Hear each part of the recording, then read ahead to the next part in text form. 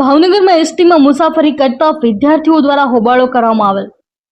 भावनगर जिल्लाना घोघा तालुकाना कोळियाक, हाथब, लाखणका सहितना गामडाओमांथी अभ्यास माटे आवता विद्यार्थीओने अवरजवर माटे मात्र एक ज सरकारी बसनो सहारो मळतो होय छे। जे बसमां नियम करता खूब ज वधु संख्यामां विद्यार्थीओने बेसाडवामां आवता होवाने लई विद्यार्थीओने खूब ज मुश्केलीनो सामनो करवो पड़े छे। तर अनेक वखत रजूआत करवा छतां कोई परिणाम नहीं आवता આજરોજ અભ્યાસ માટે આવતા વિદ્યાર્થીઓ દ્વારા ભાવનગર એસટી ડેપો ખાતે હોબાળો મચાવી દેકારો કર્યો હતો અને એસટીના અધિકારીને રજૂઆત કરી હતી। આવનારી સમયમાં વિદ્યાર્થીઓ માટે વધુ બસની સુવિધા કરવામાં આવે જેથી કરીને વિદ્યાર્થીઓને કોઈ પણ જાતની મુશ્કેલી ન પડે। જો આવનારા સમયમાં સમસ્યાનું નિરાકરણ નહીં આવે તો વિદ્યાર્થીઓ દ્વારા આંદોલન કરવા માટેની ચીમકી પણ આપી હતી। બળદેવ સોલંકી, વિરોધ પક્ષ નેતા, જિલ્લા પંચાયત ભાવનગર।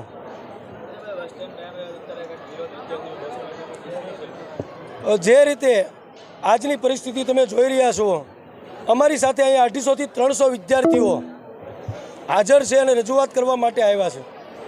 ભાવનગર તાલુકાના કંઠાળ વિસ્તારની અંદર હાથબ કોળિયાક પટ્ટી ઉપર પૂરતી વિદ્યાર્થીઓના ટ્રાન્સપોર્ટેશન માટે બસો પૂરી પાડવામાં નથી આવતી। આ લાંબા સમયનો પ્રશ્ન છે। અમે અવારનવાર ડેપો મેનેજર સાહેબને રજૂઆતો કરી છે। ડેપો મેનેજર સાહેબને સરકારના આટલા બધા કામો અને સરકારના તાયફાઓ કરવામાંથી ટાઈમ ન મળતો હોય, વિદ્યાર્થીઓને ટાઈમ નથી આપતા, વિદ્યાર્થીઓની વાત સાંભળવાનો એને સમય નથી, ત્યારે અમે આજરોજ ભાવનગર એસટી ડેપો ખાતે વિદ્યાર્થીઓના સમૂહ સાથે રજૂઆત કરવા માટે આવ્યા છીએ અને ધરણા પ્રદર્શન કરવા માટે આવ્યા છીએ। વિષય એવો છે કે હાથબ કોળિયાક પટ્ટી ઉપર જે બસો જાય છે એમાં એક એક બસની અંદર 150 વિદ્યાર્થીઓ પોતાના અભ્યાસ અને પોતાના ભવિષ્યના અર્થે ભાવનગર મુસાફરી કરવા માટે આવી રહ્યા છે। આ વિદ્યાર્થીઓ હજી જૂના રતનપર, નવા રતનપરના ગામડાઓ સુધી ન પહોંચે ત્યાં સુધીમાં એક બસની અંદર 150 વિદ્યાર્થીઓને બેસાડવામાં આવે છે।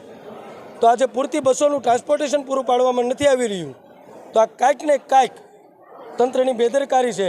જ્યારે 20 તારીખે મોદી સાહેબ ગુજરાતના ભાવનગરમાં પધારી રહ્યા છે ત્યારે ચોક્કસપણે આ ભાવનગર ડેપોની તમામ બસો જે રહી એ મોદી સાહેબના તાયફાઓ કરવા માટે 5-5 અને 10-10 મુસાફરોને ગધેડિયા મેદાન સુધી લાવવા માટે દોડાવવામાં આવશે। પરંતુ ભારતનું ભવિષ્ય છે, ભાવનગરનું ભવિષ્ય છે આ વિદ્યાર્થીઓ, એના માટે દરરોજે જે બસોની જરૂરિયાત છે એ બસોની જરૂરિયાત પૂરી પાડવામાં નથી આવતી। એના માટે થઈને અમે ડીએમ સાહેબને રજૂઆત કરવામાં આવ્યા છીએ।